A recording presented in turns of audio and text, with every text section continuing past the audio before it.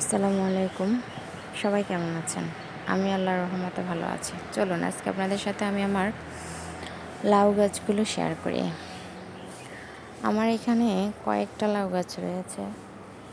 আমি ৩-৪ ভাগে লাউ গাছ লাগিয়েছি। এখানে এই বালতিতে রয়েছে ২টা, এখানে বস্তায় একটা, ওখানে জিও ব্যাগে একটা, ওখানে ক্যারটে একটা, আর ওই বস্তায় ২টা।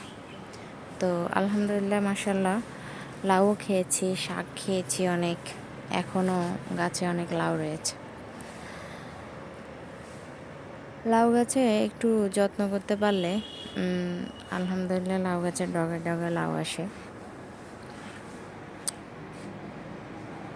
লাউ গাছের যত্ন বলতে আমরা প্রথমে বসানোর পরে লাউ গাছটা সুন্দর করে দেখুন, আমি আবার ছোট ২টা বসিয়েছি, ওখানে ২টা বসিয়েছি।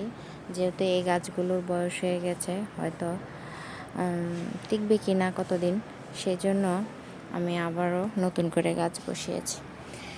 আমি আমার ঘরের যত কুটিকাটি হয়, রান্নাঘরে যত সবজি, ফলের খোসা, সবজির খোসা, উৎকৃষ্ট যে অংশ, সেগুলো আমি সবগুলো প্রতিদিন এনে লাউ গাছের গোড়ায় দিয়ে দিই। প্রত্যেকটা গাছের গোড়ায় আপনারা খেয়াল করলে দেখতে পাবেন যে আমি আমার প্রত্যেকটা গাছের গোড়ায় রান্নাঘরের যে উৎকৃষ্ট যে অংশগুলো থাকে, তরকারির খোসা, ফলের খোসা, ডিমের খোসা, সব কিছু আমি লাউ গাছের গোড়ায় দিয়ে থাকি। এরপরে এর সাথে সপ্তাহে ভাতের মাড়টা পাতলা করে, তারপরে চাল দেওয়া পানিটা আমি কখনো ফেলি না। লাউ গাছের জন্য উত্তম খাবার সরিষার খোল ভেজানো পানি, আরও টুকটাক কিছু জিনিস ঘরোয়াভাবে দিয়ে আমি লাউ গাছের চাষ করে থাকি। তো দেখুন, এগুলো দেওয়ার ফলে আমার লাউ গাছের মাশাআল্লাহ ডগায় ডগায় লাউয়ের কড়া এসেছে। দেখুন মাশাআল্লাহ ডগায় ডগায় লাউয়ের কড়া এসেছে। দেখুন মাশাআল্লাহ, যদি আল্লাহ চায় তাহলে এগুলো বড় হবে। দেখুন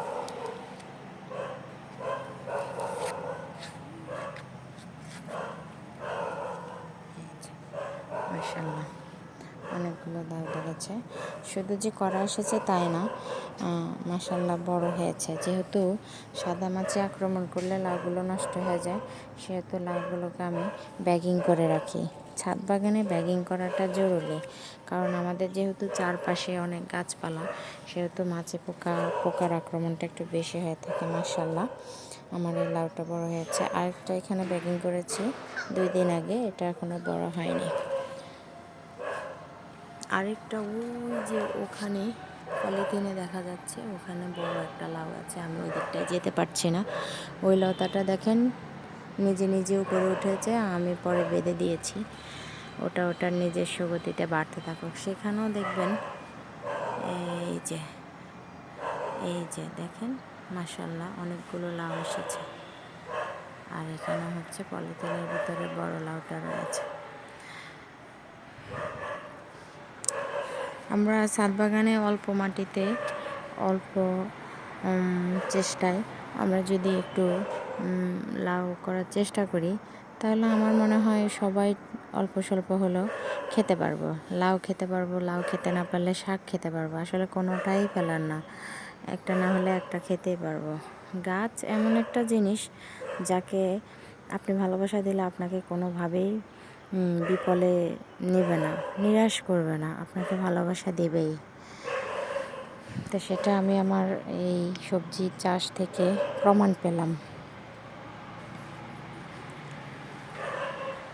আরেকদিন শেয়ার করবো আল্লাহর রহমতে কীভাবে আমি আমার লাউ গাছের পরিচর্যা করে থাকি।